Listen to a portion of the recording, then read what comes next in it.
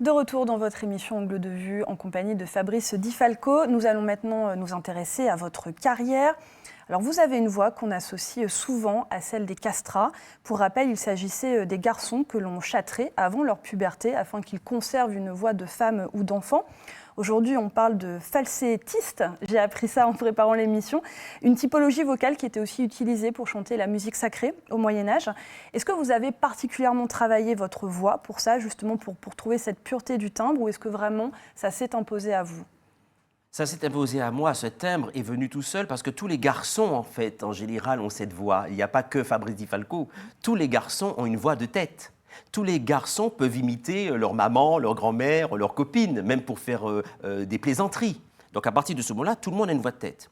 Après, tout le monde a cette possibilité d'avoir une voix de tête mélangée à une voix de poitrine qui donne une voix de contre-ténor. Donc une voix de contre-ténor, c'est une voix d'alto masculin, parce qu'on connaît bien les altos féminins, ou des garçons qui ont cette possibilité d'avoir un timbre de soprano, dont on dit sopraniste. Mais en réalité, quand vous avez découvert cette voix, comme moi je l'ai découvert, c'est le travail vocal qui va vous permettre d'homogénéiser les graves de votre voix, le médium de votre voix, les aigus de votre voix. Exemple.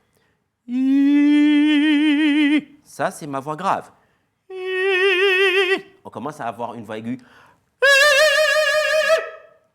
On essaye, si vous voulez, d'avoir comme une construction premier étage, deuxième étage, troisième étage. C'est ça que le travail fait pour que la voix reste là. Vous n'avez pas besoin d'être castré pour ça. Oh là là, heureusement, plus maintenant, on n'a plus plus besoin d'être castré pour avoir cette voix-là. Mais il faut savoir qu'à l'époque des castrats, où en effet on castrait les garçons pour qu'ils gardent cette voix d'enfant, c'est que je dirais que la technique n'imaginait pas du tout qu'un garçon pouvait, après la puberté, garder cette voix d'enfant. Donc qu'est-ce qu'on a fait? Comme les femmes étaient interdites dans les églises, les femmes étaient interdites dans les opéras. Donc il y avait bien des opéras avec des rôles féminins et des rôles masculins. Dans les églises, il y avait bien des chœurs de voix aiguës, soprano, ou alti, ou baryton ou ténor. Donc en réalité, ça a créé ces castrats comme Farinelli. Mais heureusement, grâce à Dieu, à un moment donné, on a arrêté cette castration et on prouve qu'il y a plein de personnes qui chantent avec une voix d'opéra. Je rebondis, vous êtes d'ailleurs surnommé le Farinelli créole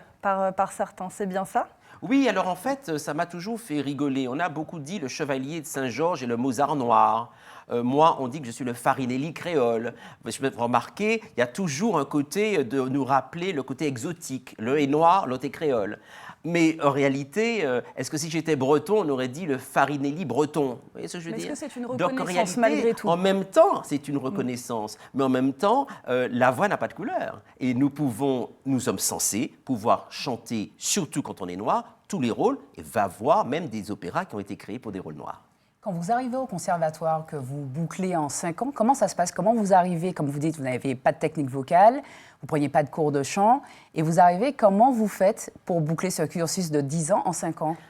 Comment on fait pour boucler ce cursus en 5 ans? Mais parce qu'on a une prof qui croit en vous, on a une chef de chant qui croit en vous, et puis aussi vous-même, vous vous dites, mes parents croient en moi, mes parents financent mes études. Donc quand j'ai fini mon cours de chant, quand j'ai fini mon cours de piano ou de solfège, qu'est-ce que je vais faire? Je vais rentrer à l'appartement et je vais regarder la télé? Non, je vais justement, on n'était pas encore dans l'époque des réseaux sociaux, hein. Donc qu'est-ce que je fais? Je vais attendre, écouter d'autres chanteurs, écouter d'autres musiciens et me former. Et pendant les 5 ans, pendant que j'étais en train de prendre des cours au conservatoire, j'avais la chance que ma prof de chant, gratuitement, me donne des cours en parallèle, qui fait que, je peux vous assurer, je bouffais de la musique tout le temps. Et la petite anecdote, c'est que j'ai eu comme membre du jury, président du jury, une star internationale qui s'appelle Maddie Mesplé, qui était la plus grande chanteuse d'opéra au monde, et qui, quand j'ai passé mon prix, tout le monde m'a dit, alors Maddie Mesplé, attention, elle n'aime pas les voix de contre-ténor ni sopraniste, et en plus, elle voit bien sur ton planning, sur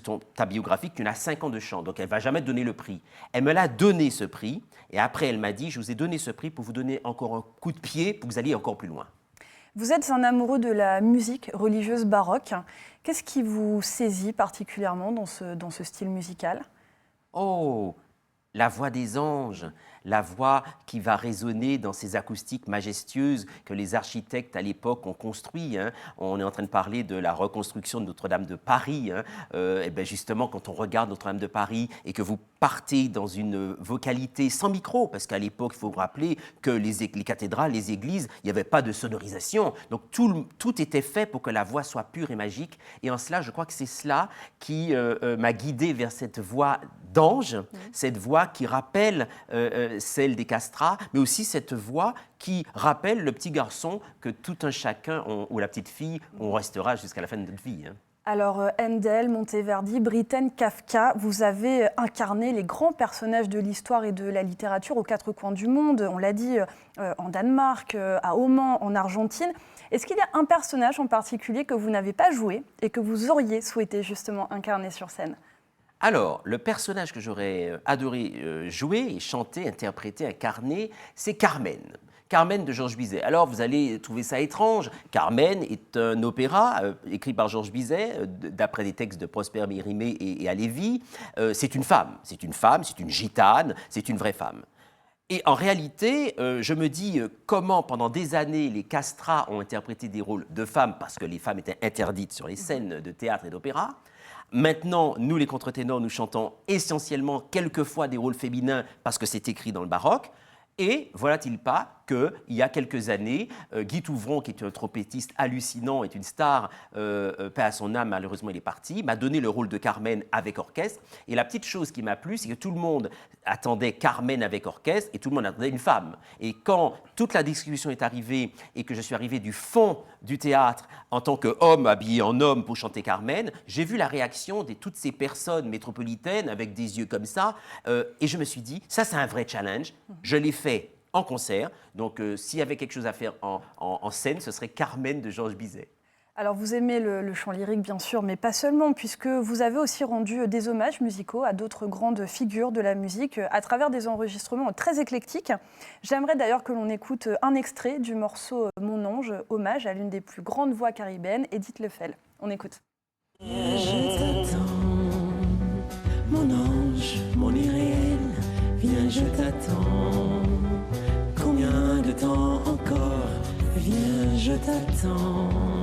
Mon ange, mon irréel, viens, je t'attends. Combien de temps encore? Vous êtes sorti un peu de votre zone de confort sur ce morceau. C'est vrai que c'est assez éloigné de ce qui vous a fait connaître. Oui, alors c'est vrai que c'est pas simple pour un chanteur d'opéra de prendre une voix pop, une voix dite naturelle. Mais comme je suis né en Martinique, né avec tous les rythmes martiniquais traditionnels, tous les zouks, etc. Donc cette voix grave, si vous voulez, je l'ai. Donc quand j'ai rendu hommage à celle que j'aimais beaucoup, beaucoup, beaucoup, parce que pour moi c'est la diva des Outre-mer, Edith Lefel, il est évident que prendre cette voix grave pour lui rendre hommage avec à un moment donné des voix aiguës pour rappeler les anges, vraiment, je dirais que je surkiffe. Et donc, ça m'arrive quand, comment dirais-je, j'ai envie de le faire, de prendre des airs carrément autres où on m'attend, avec une voix lyrique sur des airs de musique traditionnelle, ou avec Jacob Desvarieux, qui était... quand il était vivant, on rigolait parce que je prenais des airs de Zouk. Là, c'est Sel Médicament Nouni, en lyrique ou en pop. Donc, voilà, je crois que quand on est chanteur de Martinique, on peut aussi bien faire de l'opéra comme tous les autres styles de musique. Alors vous revendiquez cet ancrage martiniquais, vos racines créoles. Justement, quelle est la place du créole dans votre art? La place du créole dans mon art, en réalité, ça va beaucoup, beaucoup m'apporter sur la projection de la voix. Le français, en général, n'utilise pas assez de consonnes, alors que notre créole utilise beaucoup plus de consonnes. On remarque souvent que les pays comme l'Allemagne, qui utilisent beaucoup de consonnes, la voix se projette. Donc moi déjà, rien qu'en tant que chanteur, je ne parle même pas de chanteur lyrique, le créole nous permet de bien prononcer toutes les consonnes, toutes les voyelles, afin qu'on soit intelligible.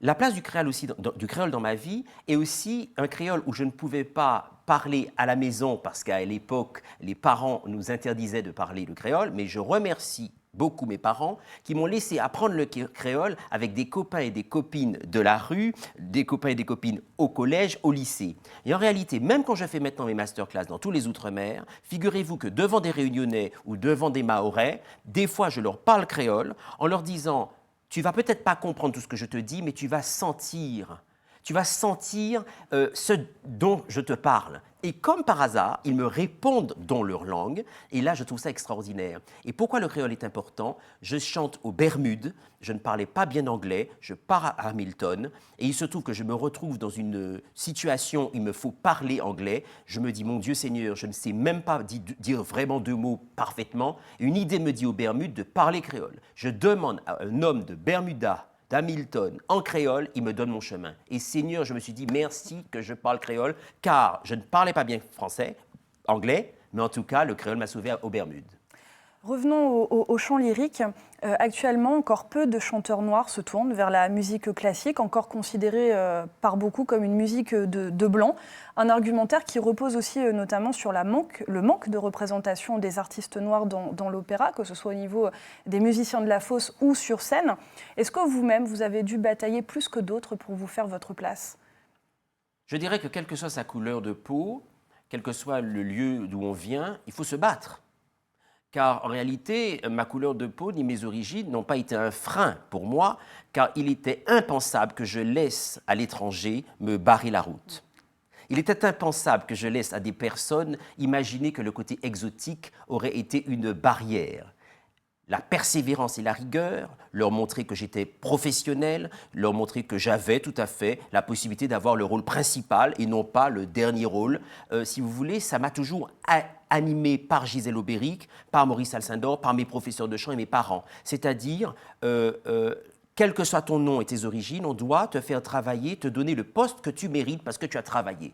Donc je n'ai même pas laissé entendre dans un esprit qu'il y avait un certain racisme, car je n'ai pas voulu. Cependant, j'ai remarqué avec d'autres chanteurs, quand j'ai fait Les Nègres, que j'étais le seul Français, dans une production française, le seul Français autour de 13 rôles principaux, les 12 étaient afro-américains ou sud-africains. À ce moment-là, ça me posait une question. Je me suis dit, comment il n'y a pas d'autres Français noirs qui étaient aussi dans cette production? Et je me suis rendu compte qu'en réalité, il ne faut pas avoir peur de sa couleur, il ne faut pas se poser la question si l'autre est raciste ou pas, il faut aller droit. Et je crois que le fait que dans le métro, les gens me regardent, me prennent pour un hindou, me prennent pour un Omanais, un homme d'Arabie Saoudite, ou un Africain, etc., en réalité, le regard que l'autre me porte, c'est à moi de lui faire changer mon regard et son regard. Parce que sinon, je resterai toujours un étranger. Voyez, donc il faut que je sois qui je suis et que quand l'autre me regarde, par peur parce qu'il ne connaît pas ma tradition, par peur parce qu'il ne sait pas réellement d'où je viens, par peur de tout, je dois le rassurer en lui disant « je suis peut-être différent, bien sûr, mais on peut être différent alors qu'on est de la même couleur ». Vous avez joué dans Les Nègres, il n'y a que 3 opéras écrits pour des personnes noires, en fait, des personnages noirs. Qu'est-ce que ça a fait et comment vous avez dégoté ce rôle ? Alors, quand Michael Levinas me propose d'être le rôle principal des Nègres de Champgenet, la première chose que je fais, c'est j'appelle Jenny Alpha, la comédienne martiniquaise, qui avait, elle, fait la création des Nègres de Champgenet au théâtre. Et je lui dis, écoute Jenny, qu'est-ce que tu en penses? Elle me dit, mais bien sûr, vas-y. Donc j'ai fait. J'étais très content de jouer un nègre parce que je viens de Martinique. Aimé Césaire nous a dit que nous étions des nègres, le chantre de la négritude, de la créolité. Donc j'ai pas honte d'être un nègre. D'ailleurs, des fois, je leur dis aux autres dans l'international, je suis un nègre et je suis fier de l'être. Parce que c'est, pour répondre à votre question, fier aussi que d'autres opéras, comme Scott Joplin a créé Tremonisha, souvenez-vous, George Gershwin a composé Porgy and Bess, d'où sort le fameux « Summertime and the living is here ». Ça aussi, j'étais content de faire un opéra de mon vivant avec un personnage noir écrit pour des Noirs. Donc il y a des opéras pour les Blancs et des opéras pour les Noirs. Alors c'est normal qu'il y ait des opéras beaucoup plus pour les Blancs parce qu'en réalité, les Italiens ont créé l'opéra. Les Italiens sont blancs. Ensuite, quand l'Italie a des compositeurs italiens, mais après il y a des compositeurs allemands, des compositeurs autrichiens, qu'est-ce qu'ils font ces compositeurs? Mais ils composent pour les gens qui sont autour d'eux. Et en réalité, peut-être que s'il y avait eu plus de Chevalier de Saint-Georges, le compositeur guadeloupéen, il y aurait eu certainement plus d'opéras à l'époque, voyez. Mais il est évident que, heureusement qu'on a Scott Joplin, George Gershwin et Michael Levinas qui ont permis à des Noirs d'être avec des rôles de Noirs sur scène. Et c'est super, mais peut-être que si le Chevalier de Saint-Georges avait eu des frères et sœurs et des personnes qui auraient pu composer, on n'en aurait pas eu que 3. Au-delà de cette dimension raciale, Fabrice Di Falco, la musique classique a longtemps été aussi considérée comme une forme d'élite de classe, le privilège des bourgeois. Est-ce encore vrai? Est-ce que les barrières sont en train de se fissurer, selon vous, au regard de votre carrière? Vous savez, l'opéra, quand il a été créé, c'était pas pour l'élite.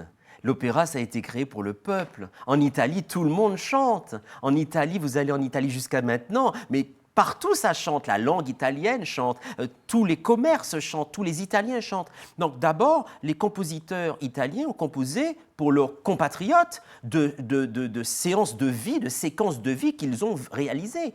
Ça a basculé quand des rois, des reines, des politiques ont demandé à certains compositeurs voici, je vous donne tant d'argent, vous allez composer un opéra qui va parler de nous, qui va parler du peuple. Et c'est comme ça que petit à petit, c'est allé l'opéra dans l'élite. Vous comprenez ce que je veux dire? Donc en fait, moi je suis plutôt un fervent défenseur. L'opéra n'est pas pour l'élite. L'opéra c'est pour tout le monde, tout un chacun. La preuve. Depuis des années, je chante de l'opéra et les églises martiniquaises ou les théâtres sont pleins, dans les Outre-mer aussi. Donc, vous voyez, c'est pour nous tous. Hein. Et justement, nous allons parler de votre militantisme pour ramener tout le monde face à une scène d'opéra dans la troisième partie de cette émission. À tout de suite.